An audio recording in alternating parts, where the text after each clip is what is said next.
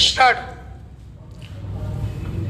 महोदय, सरकार द्वारा अनुपूरक मांगों को पारित करने के लिए लोकसभा में रखा गया बजटीय अनुमान गड़बड़ाने से सरकार को लगातार अनुपूरक मांगों को लाना पड़ रहा है। सरकार सभी क्षेत्रों में असफल साबित हो रही है। यह देश की अब तक की सबसे बड़ी घोटालेबाज सरकार साबित हो गई है। सरकार के द्वारा जनहित के नाम कुछ लोगों को लाभ पहुंचाने की नीति अपनाई जा रही है। कोयला आवंटन घोटाला उसका सबसे बड़ा उदाहरण सामने आया है। 1,86,000 करोड़ रुपए की राजस्व हानि का भारी भ्रष्टाचार उजागर होने के बाद सरकार संलिप्तों को बचाने का काम कर रही है।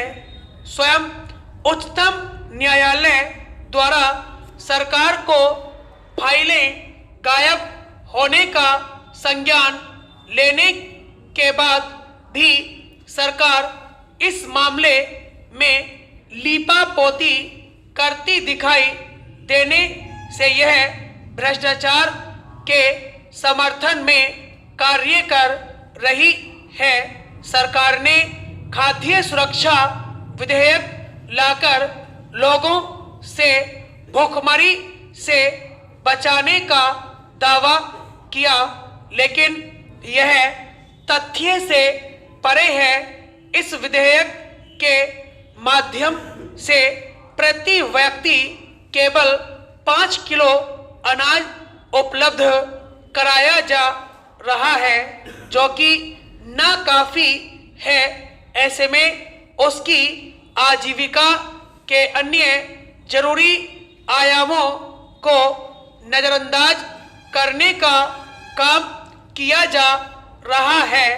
आज किसान अपने परिश्रम से अनाज उगा रहा है। उसकी मेहनत के कारण देश में अधिक अनाज उत्पादन संभव हो पाया है, लेकिन उसे उसके लागत मूल्य के अनुसार लाभकारी मूल्य देने की कोई सुनिश्चित व्यवस्था नहीं है।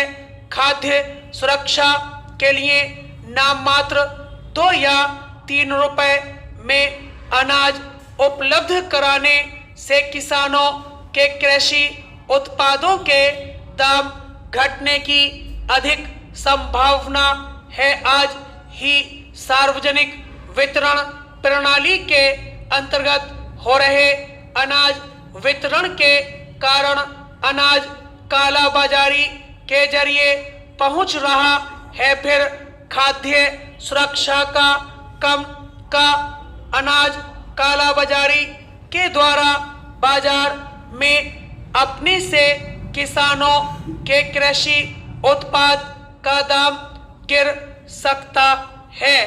और एक बात पर सरकार ने ध्यान नहीं दिया।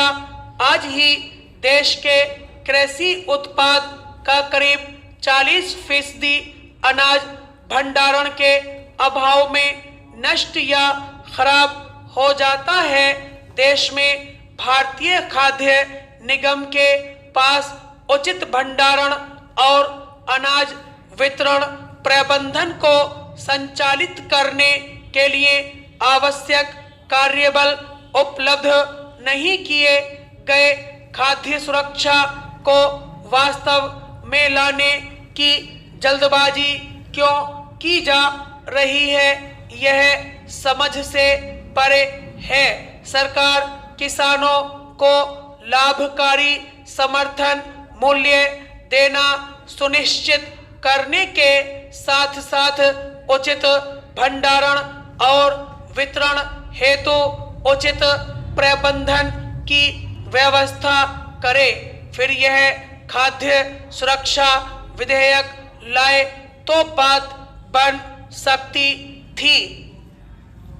महोदय, केंद्र सरकार लोकसभा से पैसे की स्वीकृति लेती है, पैसा मिलता भी है और पैसा देश हित में खर्च होता है। मैंने 2 सरकारें सदन के सदस्य के रूप में देखी हैं। बीच के दिनों में हम सदन से बाहर रहे, लेकिन तुलनात्मक दृष्टिकोण से यदि तुलना की जाती है दोनों सरकार के संबंध में, तो यह कहने में कहीं अतिशयोक्ति नहीं होगी कि वाजपेयी जी की अगुवाई में जो सरकार थी न सिर्फ अर्थव्यवस्था पर नियंत्रण किए हुए थे, बल्कि देश और दुनिया में अपनी एक हैसियत भी कायम करके बैठे हुए थे।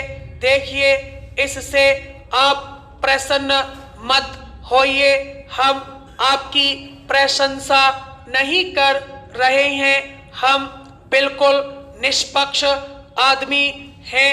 तुलनात्मक दृष्टि से यदि तुलना की जाती है तो वाजपेयी जी की अगुवाई वाली सरकार जो इस देश में चली, वह जनता में विश्वास बनाए हुए थी।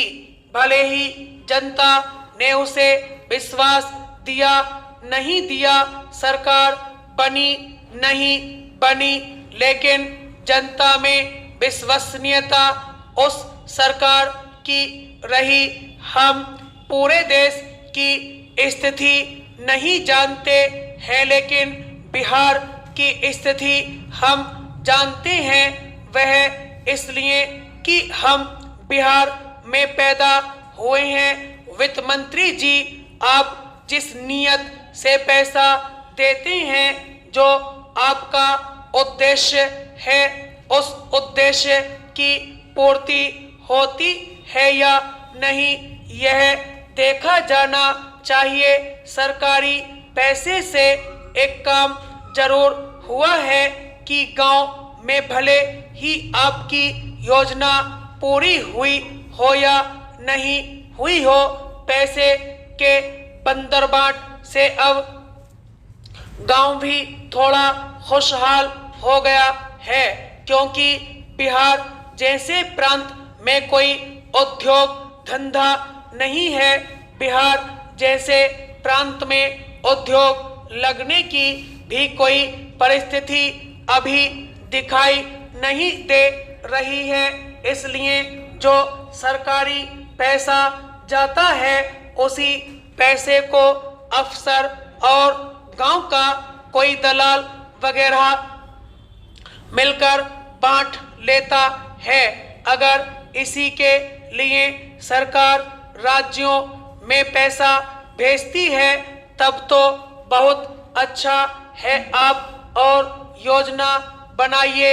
यदि आप और ज्यादा का अनुदान मांग लेते तो हम लोग उसे भी पास कर देते।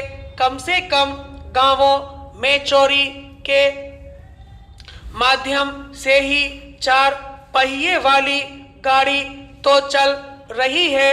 इसलिए उपाध्यक्ष जी, हम आपसे निवेदन करना चाहते हैं कि वित्त मंत्री जी जो अपनी नीयत और सोच बनाते हैं वह गलत है।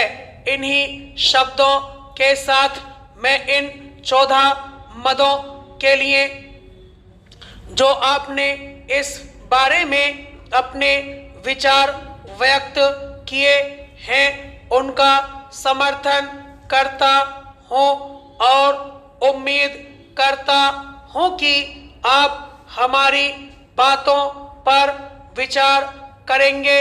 स्टॉप।